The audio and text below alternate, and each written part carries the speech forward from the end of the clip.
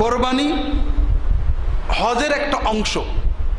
আমরা যারা হজে যাব না তাদের জন্য হজের এই অংশটা কোরবানির মাধ্যমে আল্লাহ তাআলা আমাদের পরে দিয়েছেন।